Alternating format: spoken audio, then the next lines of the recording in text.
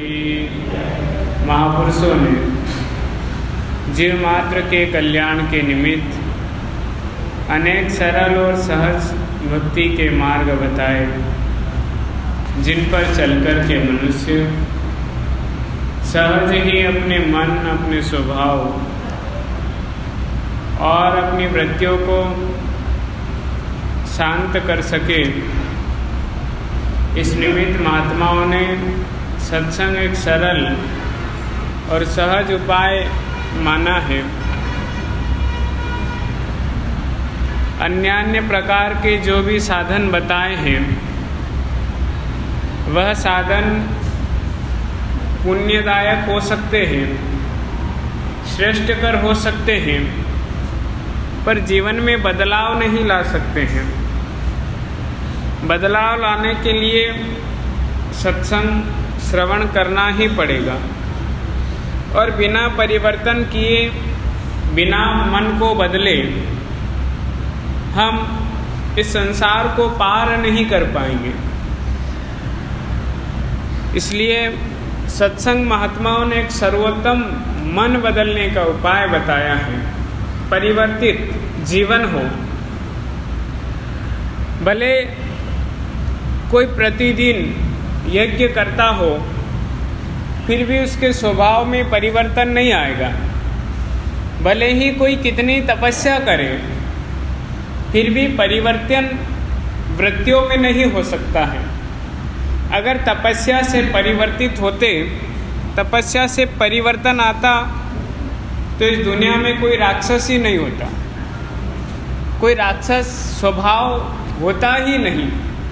तप से और यज्ञादि से भी अगर परिवर्तन आता, तो भी कोई दुर्भावना वाला होता ही नहीं।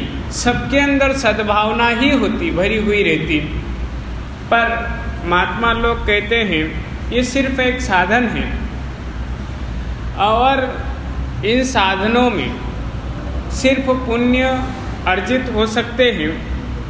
बाकी अगर हम अपने मन, अपने स्वभाव और अपने जीवन में शांति चाहते हैं, सुख चाहते हैं, तो सत्संग एक आवश्यक है।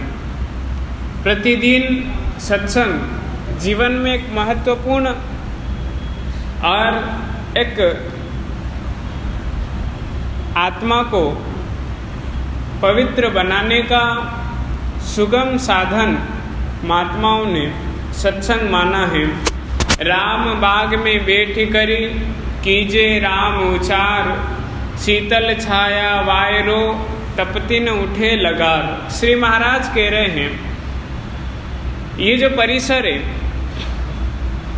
इसको राम बाग कहा उन्होंने। परिसर को राम बाग में बैठी कर, यह राम कीजे राम उचार, इसमें बैठ करके हमें भगवान का भजन करना है, राम का नाम सुमरण करना है, राम का नाम स्मरण करना है, न कि सांसारिक वार्तालाप करना है, और न किसी प्रकार का कोई प्रपंच करना है।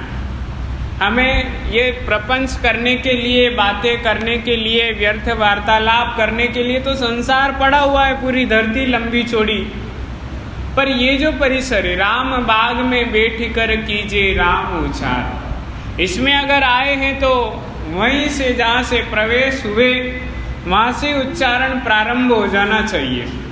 वहीं से करते करते करते, और जब तक इसमें रहें, जब तक कि गेट से बाहर न हो, उच्चारण बंद ही न हो, किसी प्रकार का उच्चारण बंद ही ना हो, बस एक ही रटन, राम के अलावा और कोई बात ना हो, राम के अलावा कोई दिखे न, राम के अलावा किसी प्रकार के कोई अन्य शब्द वाणी के द्वारा बखान न हो। इस वाणी के, इस राम के अलावा और अन्य कोई शब्द ही ना निकले। कोई पूछे कहाँ जा रहे हो? राम। क्या कर रहे हो? राम। अरे कुछ बोलो राम, कुछ सुनाओ राम। बस एक ही बात। श्री महाराज फरमा रहे हैं कि राम बाग में बैठ कर कीजिए राम उचार।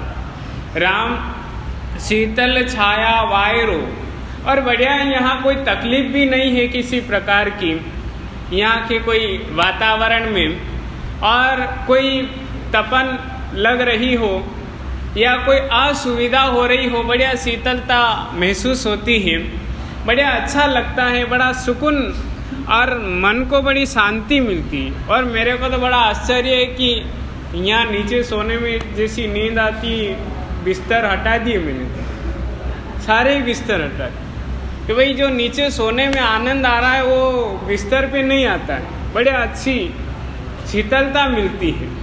ऐसी इस धाम की महत्वता है, इस धाम का महत्व है सब। और इस धाम में आकर के भी हम वही प्रपंच, वही वार्तालाप और वही दुनियादारी और वही फिर इधर उधर की बातें, इसमें अगर हम लगे रहेंगे तो फिर भजन कब करेंगे। और यही तो एकमात्र स्थान है जहाँ आकर के हमें अपने स्वरूप का चिंतन होता है, जहाँ बैठ कर के हमें अपने जीवन का विचार आता है, जहाँ बैठ कर के अपने आप के महत्व हमें समझ में आता है। बाकी संसार में आपसे कौन कह रहा है कि आप भजन करो, कौन कह रहा है कि आप बैठ के साधना करो, आप बैठ कर के आत्मचिंतन करो, कौन कह रहा है आपको कि आप झूठी वार्तालाप ना करके कोई अच्छी वार्तालाप करें, आपसे कह कौन रहा है। सिर्फ यह सत्संग ही एकमात्र ऐसा केंद्र है जहाँ बैठ कर के हमें अपने जीवन का महत्व समझ में आता है, अपने आप का महत्व समझ में आता है कि हमारा जीवन भी कोई ऐसा व्यर्थ और हमें मनुष्य जीवन मिला है तो साहब इसका भी एक अपना महत्व है कि इस जीवन में हम भगवान का भजन कर सकते हैं, इसमें हम सुमरण कर सकते हैं, इससे बैठ कर के हम सत्संग कर सकते हैं, यहाँ बैठ इस शरीर के माध्यम से ही हम सेवा कर सकते हैं, इस शरीर से ही हम यहाँ परिक्रमा कर सकते हैं, हम यहाँ जो हाथ लगे वो सेवा कर सकते हैं। इस शरीर का कितना महत्व है। ये अगर शरीर ना होता तो हम सेवा कैसे करते, ये तन ना होता तो हम परिक्रमा कैसे लगाते, ये शरीर ही ना होता तो यहाँ बैठ कर के भजन कैसे करते, सत्संग कैसे करते। ये हमें यहाँ बैठने के बाद अपने जीवन का महत्व समझ में आता है। तो आप विचार कर सकते हैं इस स्थान का कितनी महत्वता है, इस जगह की कितनी महत्वता है और ये हमारे जीवन में कितना महत्व रखता है, हमें यहाँ बैठने के बाद पता चलता है। इसलिए महापुरुष लोग कह रहे हैं कि सत्संग करो और जहाँ मन लगे वहाँ बैठ कर के चलते फिरते उठते बैठते जैसा मन हो, जैसी इच्छा हो वैसा बैठ कर के भगवान का भजन, परमात्मा की भक्ति में मन लगे, भगवान की भक्ति में मन लगे और अंदर के जो ताप है, मन की जो संताप है, वो मन की जो मानसिक जो ताप है वो सारे ताप निकल जाए और तपति न उठे लगार और नहीं खड़बड़ कारो। मन की जितनी भी खटपट है, मन की जितनी भी जो झंझटें हैं वो सब विश्राम ले ले और ये मन एक शांत चित्त होकर के बस एक ही काम करे, भगवान का नाम चिंतन हो तो परमात्मा का, इसके अलावा वो कोई काम ही ना रहे इस मन का, बस एक ही वाणी के द्वारा बस शब्द निकले तो बस परमात्मा की नाम का, उनकी स्तुति का, बाकी अन्य कोई शब्द ही इस जीवा से बाहर ही ना आए। श्रवण करे तो सिर्फ कथा सत्संग, अच्छी बातें, सुविचार, अच्छी चर्चाएं। और महाराज यह पांव चले तो बस ऐसी जगह जाए जो इस जीवन का और इस जीवन को सुख से भर दे। ये हाथ कुछ करना चाहे तो ऐसे कार्य करे कि बस सेवा ही हो, इसके अलावा और कुछ भी नहीं हो, परमार्थ हो इन हाथों के माध्यम से, इन हाथों से बस परमार्थ हो, इसके अलावा और कुछ भी ना हो। बस यही जीवन का महत्व है और सत्संग से ही हमें अपने जीवन का महत्व पता चलता है। कथा वर्णन करते हैं कि राम नाम तारण सही, कोई लियो भल जान अजान, अजामेल सुरा सुत हित लियो, लियो न राम पिछान। श्री महाराज अपनी वाणी में फरमा रहे हैं कि परमात्मा का नाम, भगवान का नाम अगर हम जानबूझ कर लें या अनजान बन कर के लें, यह भगवान का, यह राम का नाम हमारे लिए हर समय हर घड़ी लाभदायक है, हर वक्त हमारे लिए लाभदायक है। और एक महात्मा ने कहीं सत्संग में बोला था कि भाई भगवान का नाम लो या मत लो, भले आप दिन में भगवान का नाम लो या मत लो, सुमरन करो या मत करो, पर परमात्मा के प्रति हमारा जो विश्वास है, हमारा जो भरोसा है भगवान के प्रति, वो बिल्कुल एकदम दृढ़ होना चाहिए। कि भगवान के भरोसे, किसी ने कह दिया कि आप भगवान पे भरोसा करते हो, बोले हाँ तो कूद जाओ इस कुएं में, बोले ये कूदे। अरे जीवन से बढ़कर के हमारा परमात्मा पर हमें भरोसा है, भजन हो या ना हो। नारद जी महाराज एक दिन वैकुंठ में भगवान के पास गए और जाकर के पूछा, बोले महाराज आपका सबसे प्रिय भगत कौन सा है, जो एकदम खास हो, जिसका आप सुमरन करते हो। भगत तो आपका करते ही नहीं, पर भगवान जिसका सुमरन करता हो, ऐसा खास व्यक्ति आपका कौन हो। तो नारद जी ने मन में तो सोचा ही कि भाई मैं ही हो सकता हूँ, बाकी तो और कौन होगा। मैं ही दिन भर उनका नाम सुमरन कीर्तन करता रहता हूँ तो मैं ही होऊंगा। पर फिर भी एक बार पूछ लिया जाए भगवान से और यह बात कर ली जाए कि भाई आखिर कौन जो आपके जीवन में महत्व रखता हो। भगवान ने कहा, नारद जी अब क्या बताएं, आप बुरा मान जाओगे। बोले नहीं मानूंगा भगवान, मैं तो आपका भगत हूँ, मैं बुरा नहीं मानूंगा। नारद जी महाराज के इस प्रश्न पर भगवान जवाब देने लगे। कहा, बोले आओ दिखाता हूँ मैं तुम्हें मेरा भगत।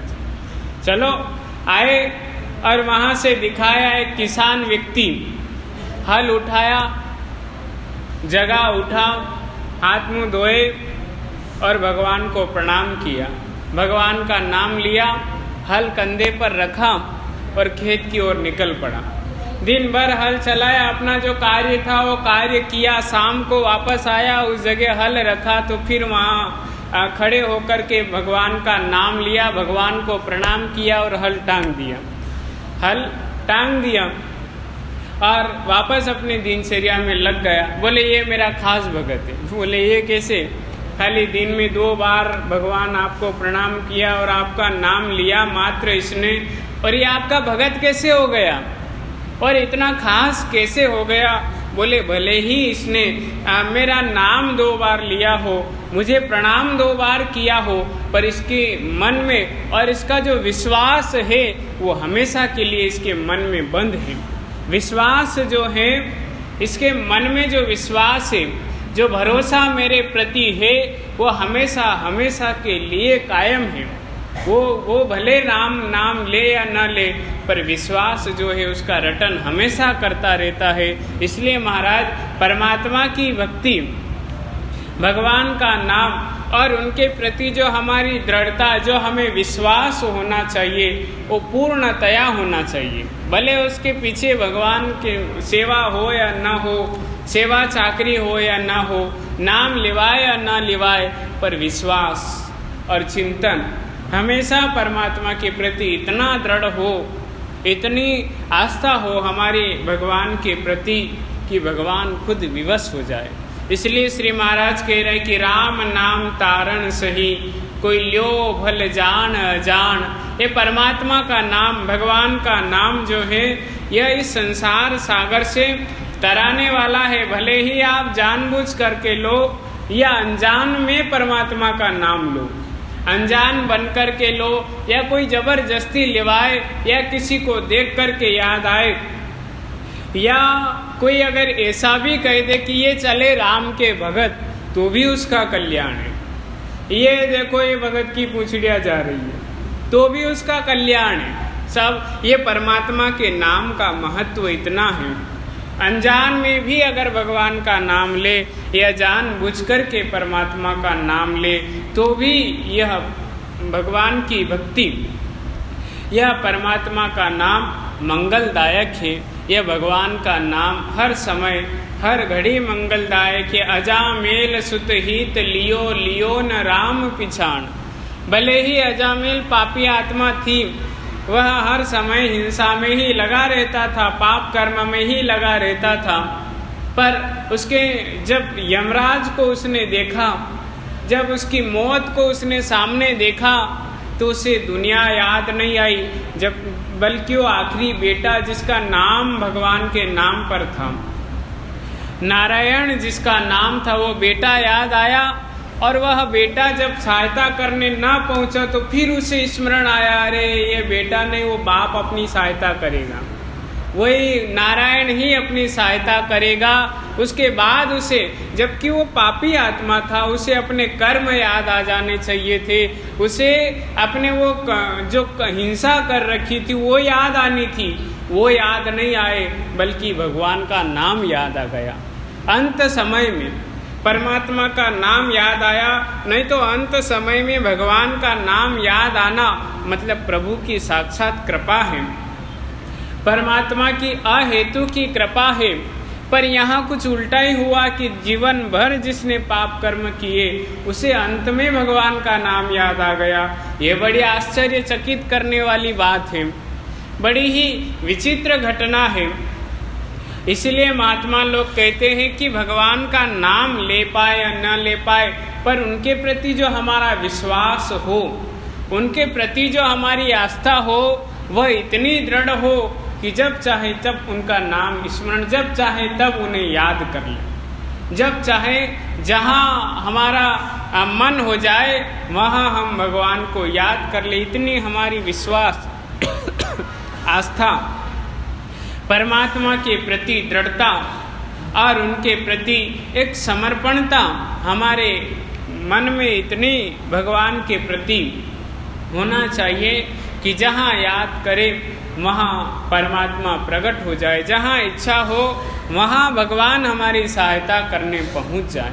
यह भक्ति के और यह विश्वास और दृढ़ता की बात है। इसलिए महात्मा लोग कहते हैं भले अनजान में परमात्मा का नाम लो या जानबूझकर के भगवान का नाम लो, यह भगवान का नाम हर समय हर घड़ी संकट हरने वाला है और भक्तों की सहायता करने वाला है। परमात्मा का नाम और अपनी वाणी और अपनी रचना, अपनी जीव के माध्यम से हर समय हर घड़ी बस भगवान का नाम उच्चारण हो, परमात्मा का ही नाम उच्चारण हो, ऐसा प्रयास हो। हे रसना रटि राम को अमृत ए निर्धार, पीजे नित प्रति छांड जग खारो रस संसार। महात्मा लोग फरमा रहे हैं और अपनी रचना, अपने स्वयं अपनी इस जीव को ही उपदेश कर रहे हैं, अपनी खुद की वाणी को ही महात्मा लोग उपदेश दे रहे हैं कि हे रसना रटि राम को, हे मेरी जीव तू हर समय हर घड़ी बस परमात्मा का ही नाम ले, इसके अलावा और कुछ नाम ही मत ले, इसके अलावा कोई नाम तेरी इस वाणी में और कोई नाम ही ना आए, बस यही तेरे लिए काम है, इसके अलावा और कुछ भी नहीं है कि बस तू हर समय हर घड़ी बस सुमरण करे। हे रसना रट राम को अमृत ए निर्धार। और तू जितना इस नाम का रटन करेगी, जितना इस नाम को जपेगी, जितना इस नाम को अपने उर में धारण करेगी, उतना ही तुझे रस प्राप्त होगा, तुझे स्वाद आएगा, तुझे बड़ा आनंद आएगा। ये जो संसारिक स्वाद अभी जो चक रही है कि पीजे नित्य प्रतिछांड जग खारो रस संसार, ये जो अभी संसारिक रस का तुझे जो सुख मिल रहा है, ये रस भी कहीं नहीं लगेगा जब ये राम का रस अपनी इस जिभा पर तू जब चखेगी और तुझे जो आनंद होगा तो फिर दिन भर बस इसी में लगी रहेगी। और यही ये सांसारिक रस, ये जो सांसारिक रस है, ये सब रस खारे लगने लग जाएंगे। ऐसा यह रसना को, अपने स्वयं की वाणी को उपदेश प्रदान कर रहे महात्मा लोग। हे रस नारस छाड़ी सबे रस राम सुधारस पिए क्यों न जगे। ये जीव काल जंजाल मिटे यमराज को दंड कभू न लगे।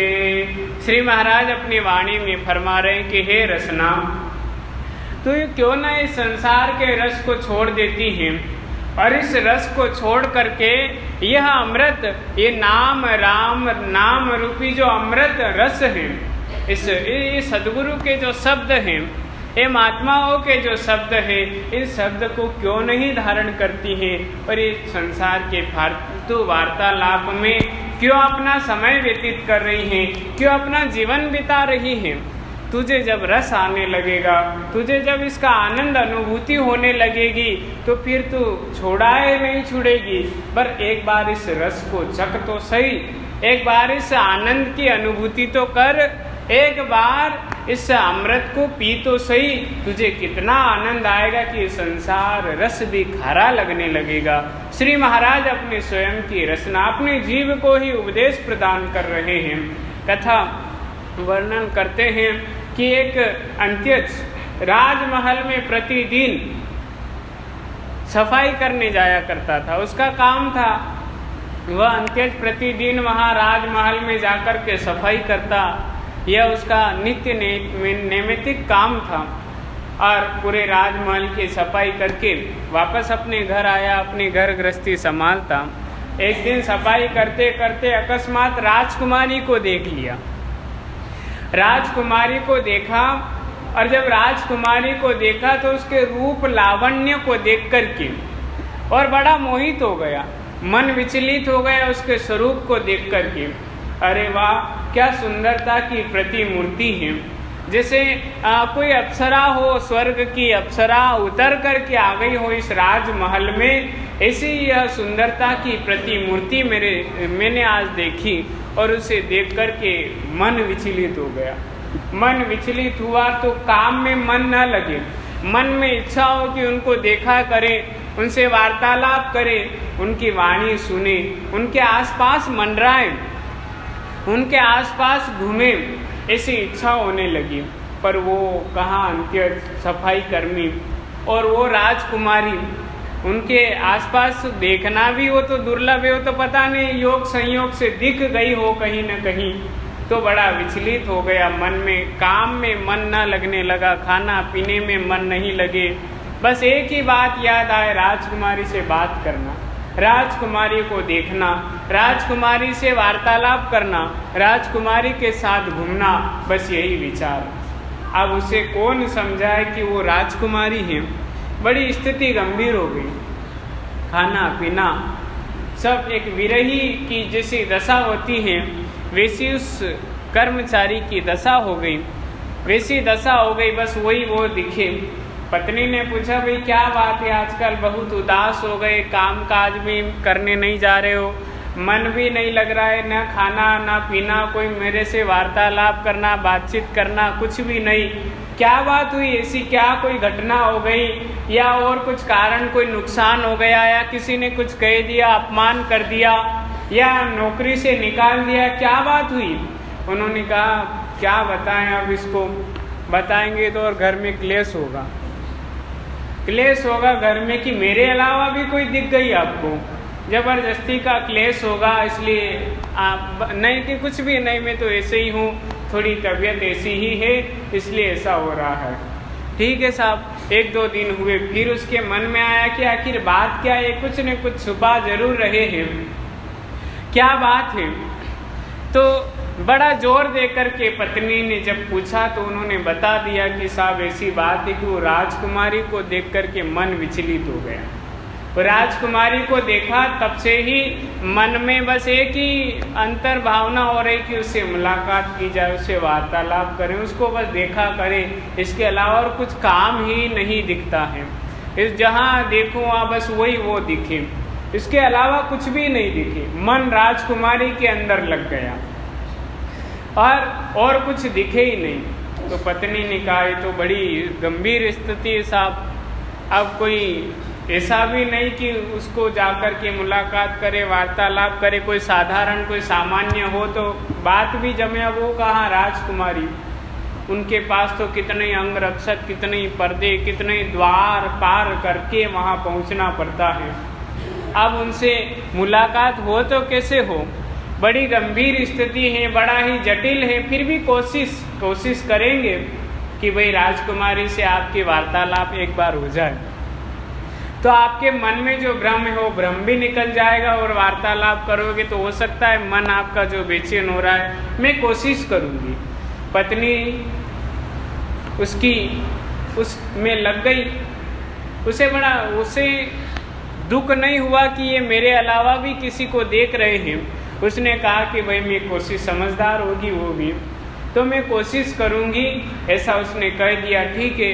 अब वो काम जहाँ पर जाने बंद हो गया, और वह उसकी जो पत्नी थी वो काम पे जाने लगी, सफाई करने लगी। उस राजकुमारी के पास कैसे पहुँचा जाए, कैसे वार्तालाप किया जाए, क्या किया जाए जो उससे वह दिख जाए, ऐसे प्रयास में लगी।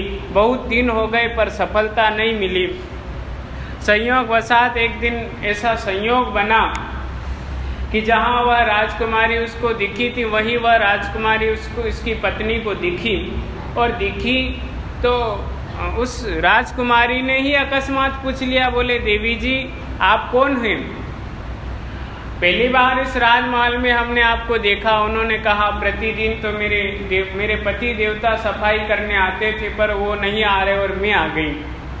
उन्होंने कहा वो क्यों नहीं आ रहे हैं?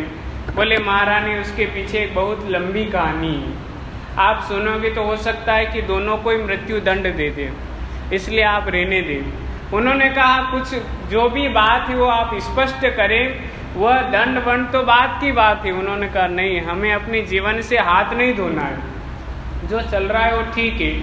उन्होंने कहा भाई ऐसे कैसे आप ये कर रहे हो, चलो जो भी बात हो, जो भी अपराध हो आपके लिए क्षम्य है, आप बस अपनी बात हमारे सामने रखें। उन्होंने कहा ठीक है।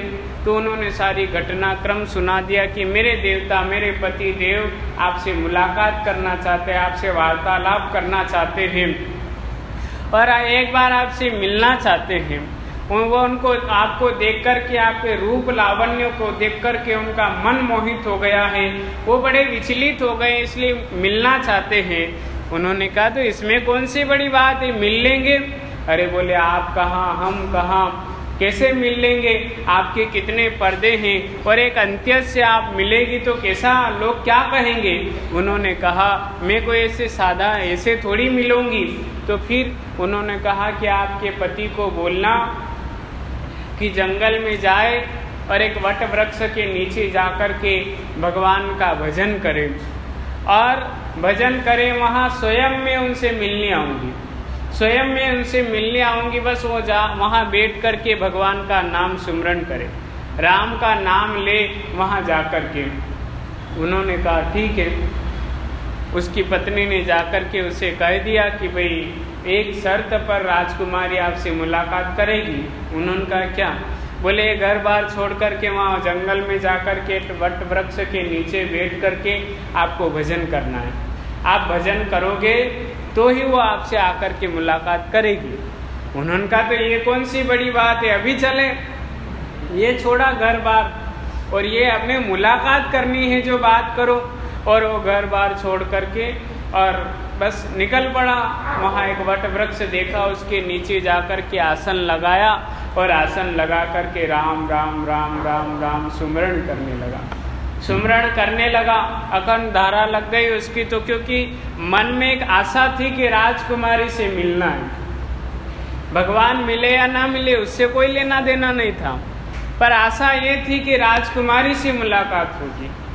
तो महाराज रटन शुरू हुई, भजन करने लगा, सुमरण करते करते करते करते कई दिन बीत गए, महीना हुआ, 2 महीने, 1.5 चतुर्मास पूरा हुआ, और उसकी तो लो लग गई राम के नाम में।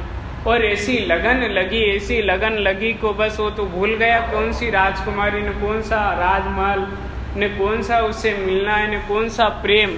बस अब वो तो राम के नाम में रटन लो ऐसी लगी, ऐसी इच्छा और दिन प्रतिदिन जिज्ञासा उस नाम के प्रति आनंद आने लगा, तो वो तो और दृढ़ता उसकी बढ़ने लगी। घर बार सब छोड़ छाड़ करके और राजकुमारी का चिंतन छोड़ करके परमात्मा का चिंतन शुरू हो गया, भगवान का चिंतन करने लगे और मन जो उधर था वो भगवान की ओर मुड़ गया।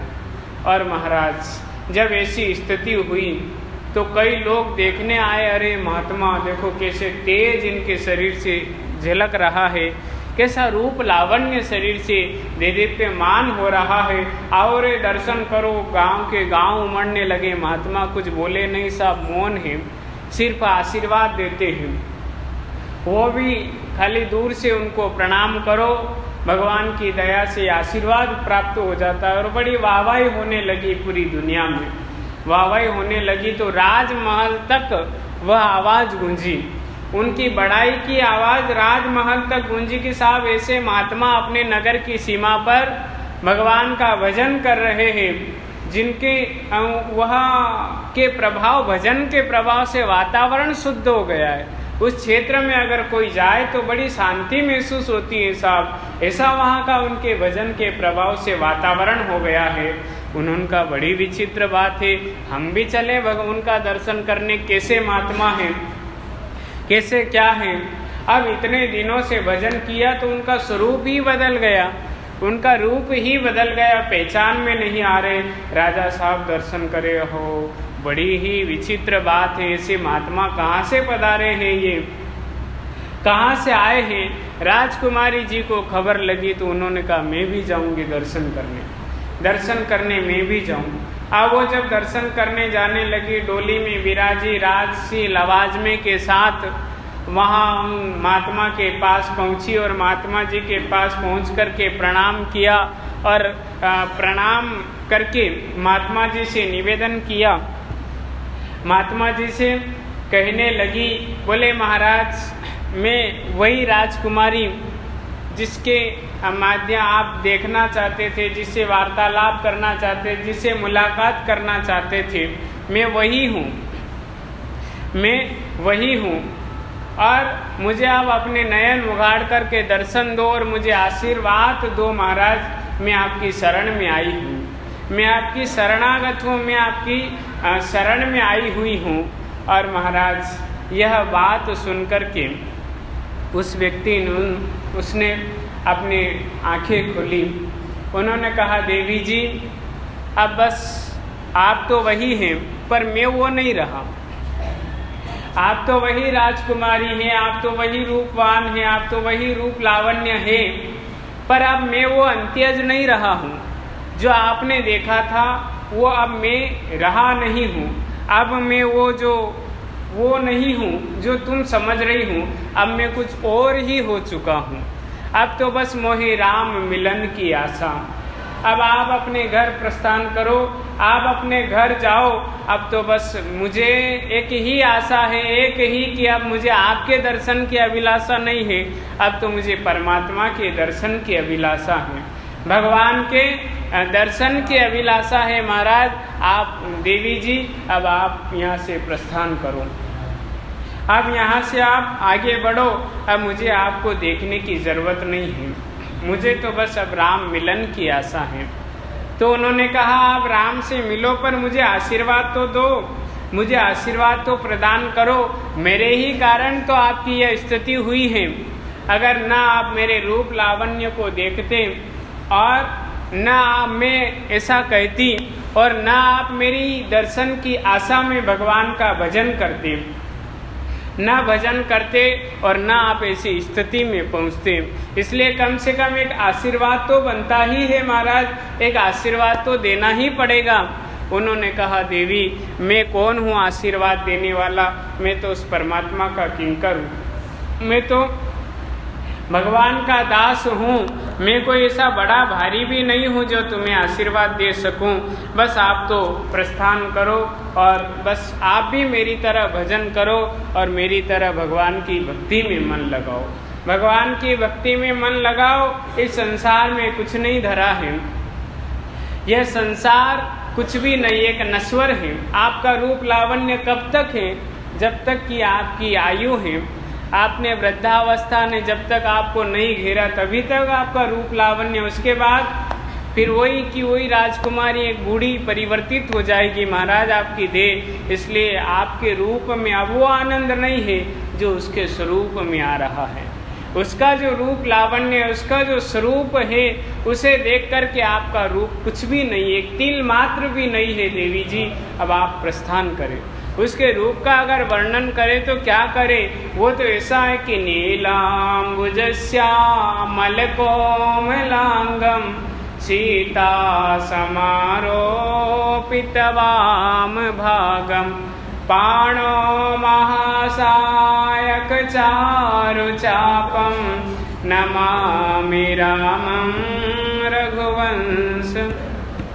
बोले वह रूप लावण्य, वो नीलाम्बुज श्याम, नील सरोरुह नीलमणि नील जलज तनु श्याम। उस रूप लावण्य के सामने आपका रूप कुछ भी नहीं है देवी जी, एक तिल एक रज भी नहीं है आप उस रूप लावण्य के सामने।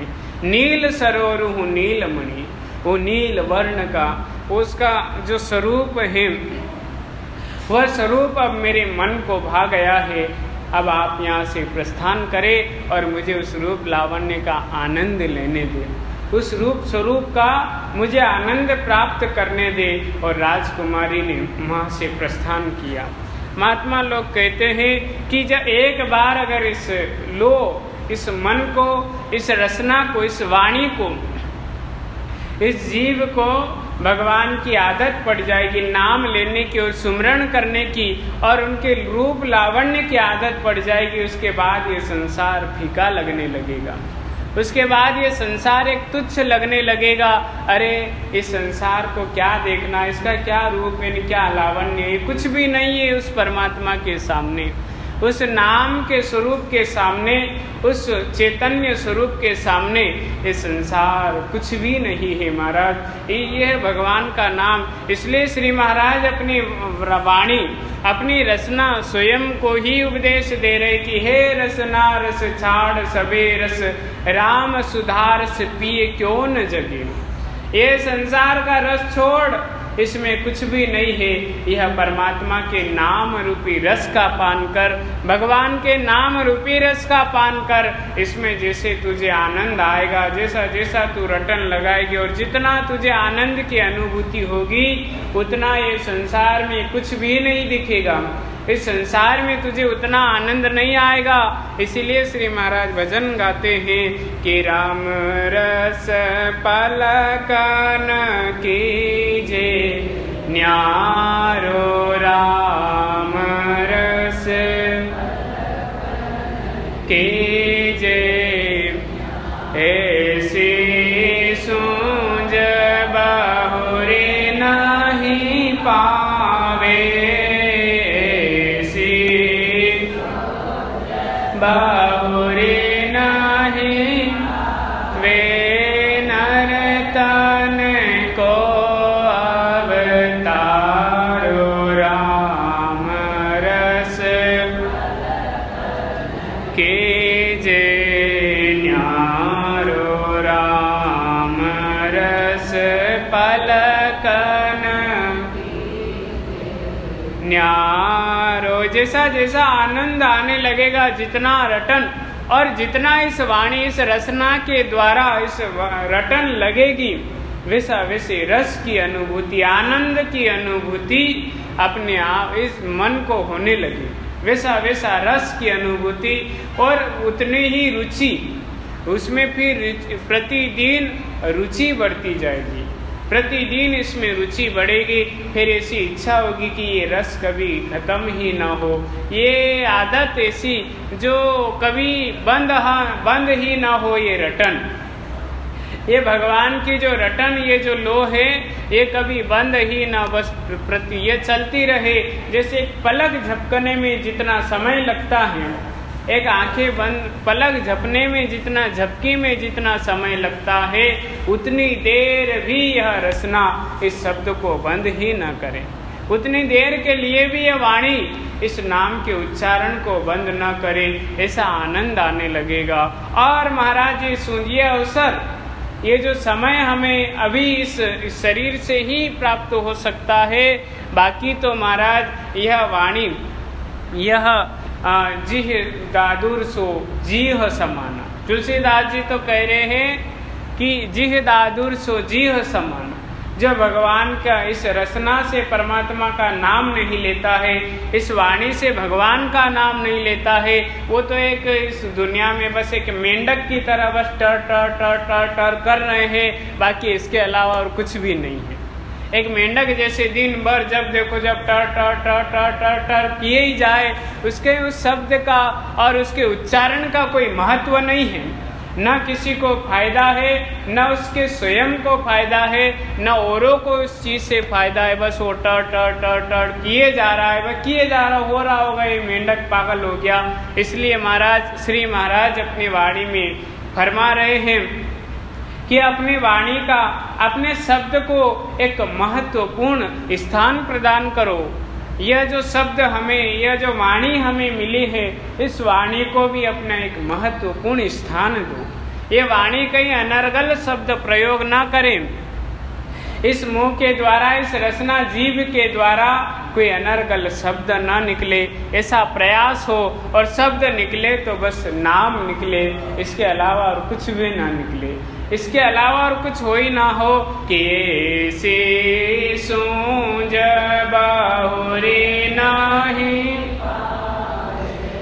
ऐसी सूंझ बाहुरे नहीं, वे नर तन को अवतारो राम पलकन कीजे। ये इसी जीवन में, इसी मनुष्य शरीर में ही हम अपने वाणी का सदुपयोग कर सकते हैं साहब। बाकी अन्य कोई जीव जंतु इस वाणी का सदुपयोग नहीं कर सकता है।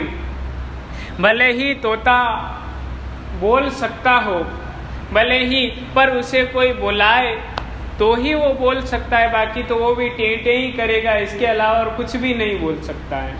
भले ही हम उसे कितना भी सिखाएं, हम कितना भी कुछ ग्रंथ उसे बोलना सिखा दें, राम राम करना सिखा दें, भले ही, पर वो बोलेगा तब ही जब कोई सामने उसे बुलाने वाला हो, कोई सामने बुलाने वाला हो कि बोल दे कि आया, इनको नमस्कार कर, तो वो जाकर के बोलेगा।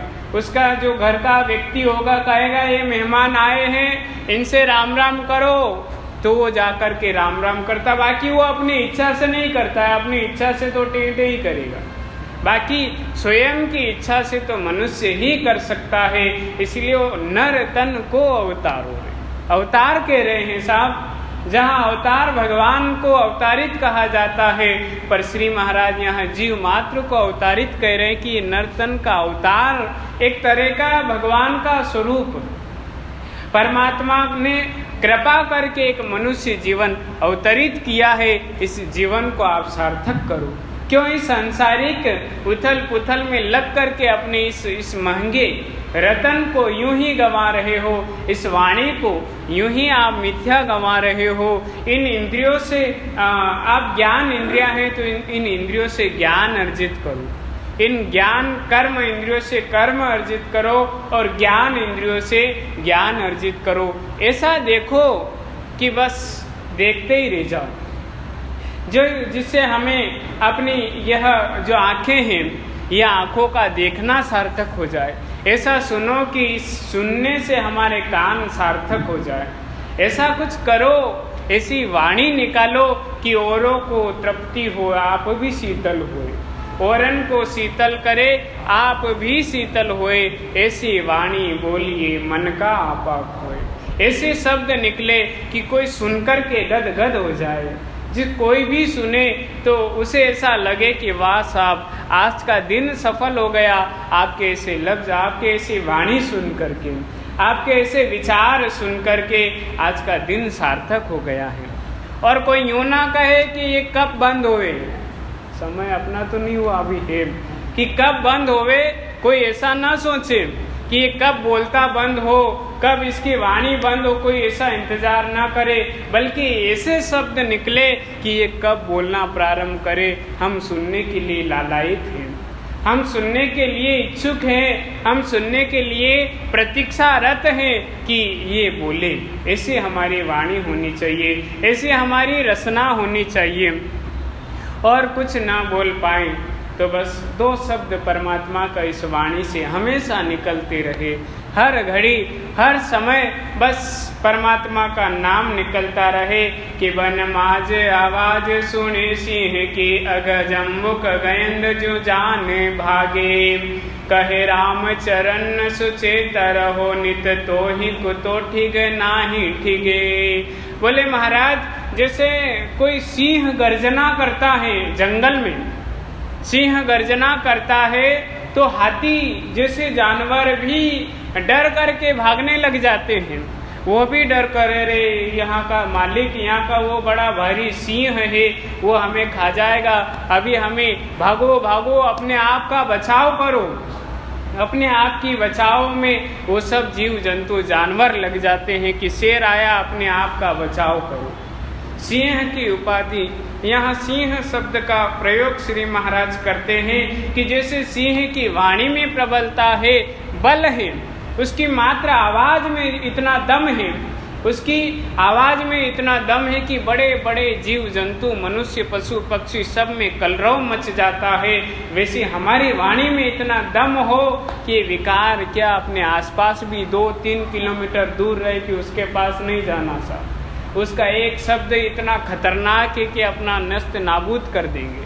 हमारी वाणी में इतना दम होना चाहिए, इतना परमात्मा का ऐसा उच्चारण करें, ऐसा भगवान का नाम उच्चारण करें, भगवान का ऐसा शब्द उच्चारण करें कि आसपास से जितने भी पाप कर्म विकार है वो सब दूर से ही प्रणाम करेंगे। यहीं से धोख लगा लो, उनके आसपास भी मत जाना, नहीं तो खत्म हो जाएंगे। महादेव के आसपास काम क्रोध मोह लोभ मद मत्सर भटक भी नहीं सकते, उनके क्षेत्र में वो प्रवेश भी नहीं कर सकते। बोले क्यों? अरे बोले कब पता नहीं भस्म कर देंगे। क्यों? क्योंकि वो हर समय हर घड़ी बस शिव जी निस दिन राम उचारे, राम बिना दूजो नहीं।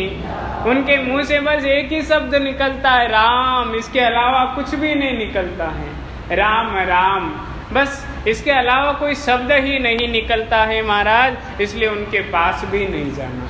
सिंह बन माज आवाज सुने सिंह की, और ऐसी हमारी आवाज में प्रबलता होनी चाहिए। इसलिए श्री महाराज कह रहे हैं कि हे रस नारस छाड़ सबे रस, राम सुधारस पी क्यों न जगे। अरे रसना, अपनी आवाज में और अपने शब्द में इतना दम खम रख कि कोई भी भयभीत ही रहे कि नहीं साहब, उनके सामने जा कर के फालतू वार्तालाप नहीं करना, उनके सामने किसी की बुराई नहीं करना, वो आदमी अलग ही है।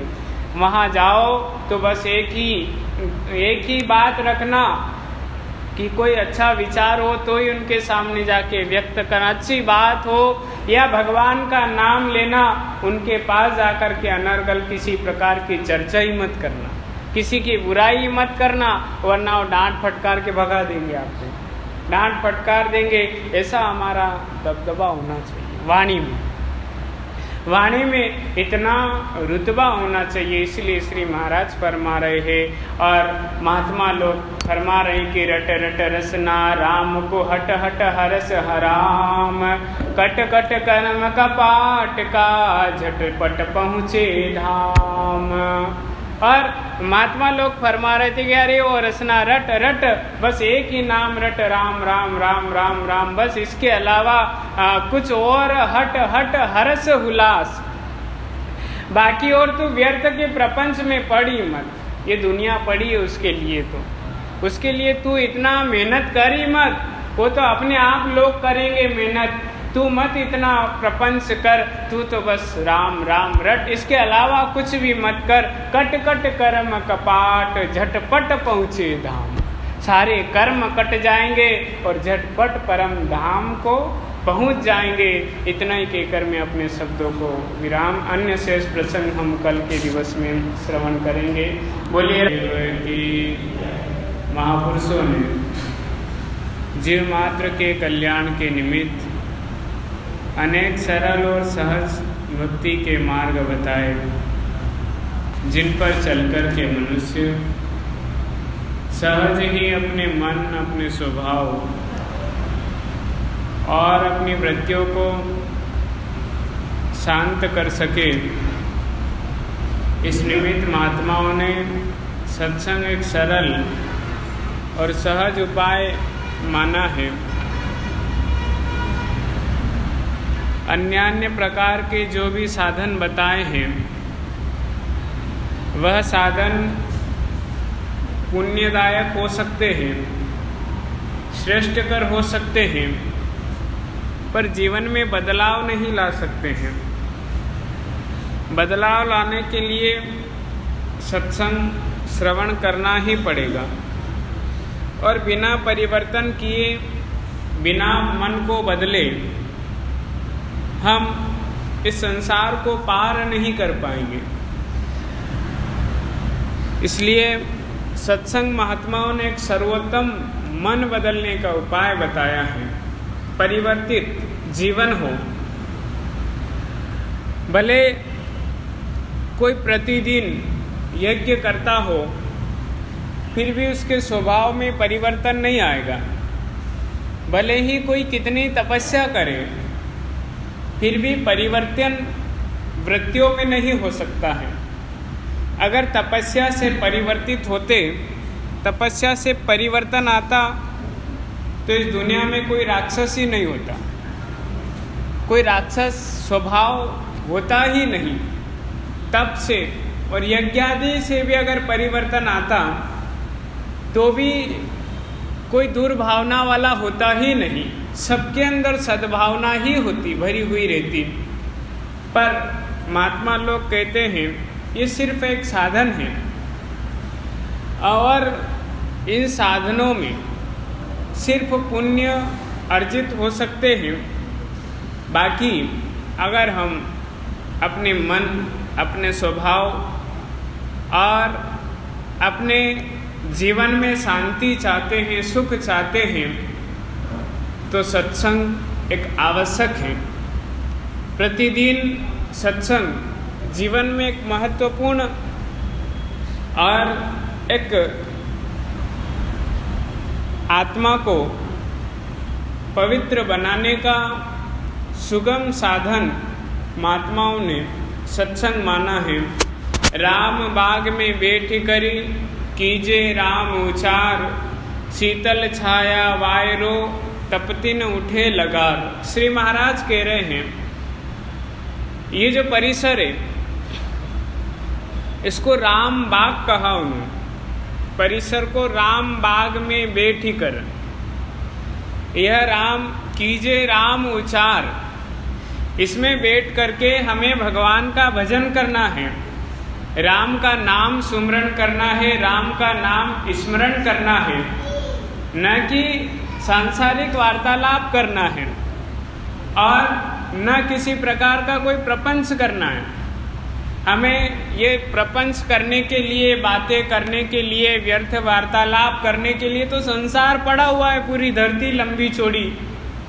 पर ये जो परिसर है, राम बाग में बैठी कर कीजिए राम उचार, इसमें अगर आए हैं तो वहीं से, जहाँ से प्रवेश हुए, वहाँ से उच्चारण प्रारंभ हो जाना चाहिए। वहीं से करते करते करते, और जब तक इसमें रहें, जब तक कि गेट से बाहर न हो, उच्चारण बंद ही न हो, किसी प्रकार का उच्चारण बंद ही न हो, बस एक ही रटन, राम के अलावा और कोई बात न हो, राम के अलावा कोई दिखे न, राम के अलावा किसी प्रकार के कोई अन्य शब्द वाणी के द्वारा बखान न हो। इस वाणी के, इस राम के अलावा और अन्य कोई शब्द ही ना निकले। कोई पूछे कहाँ जा रहे हो? राम। क्या कर रहे हो? राम। अरे कुछ बोलो? राम। कुछ सुनाओ? राम। बस एक ही बात।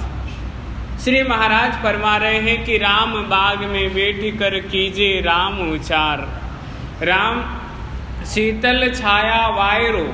और बढ़िया, यहाँ कोई तकलीफ भी नहीं है किसी प्रकार की। यहाँ के कोई वातावरण में और कोई तपन लग रही हो या कोई असुविधा हो रही हो, बढ़िया शीतलता महसूस होती है, बढ़िया अच्छा लगता है, बड़ा सुकून और मन को बड़ी शांति मिलती है। और मेरे को तो बड़ा आश्चर्य है कि यहाँ नीचे सोने में जैसी नींद आती, बिस्तर हटा दिए मैंने, सारे ही बिस्तर हटा दिए कि भाई जो नीचे सोने में आनंद आ रहा है वो बिस्तर पे नहीं आता है, बढ़िया अच्छी शीतलता मिलती है। ऐसी इस धाम की महत्वता है, इस धाम का महत्व है सब। और इस धाम में आकर के भी हम वही प्रपंच, वही वार्तालाप और वही दुनियादारी और वही फिर इधर उधर की बातें, इसमें अगर हम लगे रहेंगे तो फिर भजन कब करेंगे। और यही तो एकमात्र स्थान है जहाँ आकर के हमें अपने स्वरूप का चिंतन होता है, जहाँ बैठ कर के हमें अपने जीवन का विचार आता है, जहाँ बैठ कर के अपने आप के महत्व हमें समझ में आता है। बाकी संसार में आपसे कौन कह रहा है कि आप भजन करो, कौन कह रहा है कि आप बैठ के साधना करो, आप बैठ कर के आत्मचिंतन करो, कौन कह रहा है आपको कि आप झूठी वार्तालाप ना करके कोई अच्छी वार्तालाप करें, आपसे कह कौन रहा है। सिर्फ यह सत्संग ही एकमात्र ऐसा केंद्र है जहाँ बैठ कर के हमें अपने जीवन का महत्व समझ में आता है, अपने आप का महत्व समझ में आता है कि हमारा जीवन भी कोई ऐसा व्यर्थ और हमें मनुष्य जीवन मिला है तो साहब इसका भी एक अपना महत्व है कि इस जीवन में हम भगवान का भजन कर सकते हैं, इसमें हम सुमरण कर सकते हैं, इससे बैठ कर के हम सत्संग कर सकते हैं, यहाँ बैठ इस शरीर के माध्यम से ही हम सेवा कर सकते हैं, इस शरीर से ही हम यहाँ परिक्रमा कर सकते हैं, हम यहाँ जो हाथ लगे वो सेवा कर सकते हैं। इस शरीर का कितना महत्व है। ये अगर शरीर ना होता तो हम सेवा कैसे करते, ये तन ना होता तो हम परिक्रमा कैसे लगाते, ये शरीर ही ना होता तो यहाँ बैठ कर के भजन कैसे करते, सत्संग कैसे करते। ये हमें यहाँ बैठने के बाद अपने जीवन का महत्व समझ में आता है।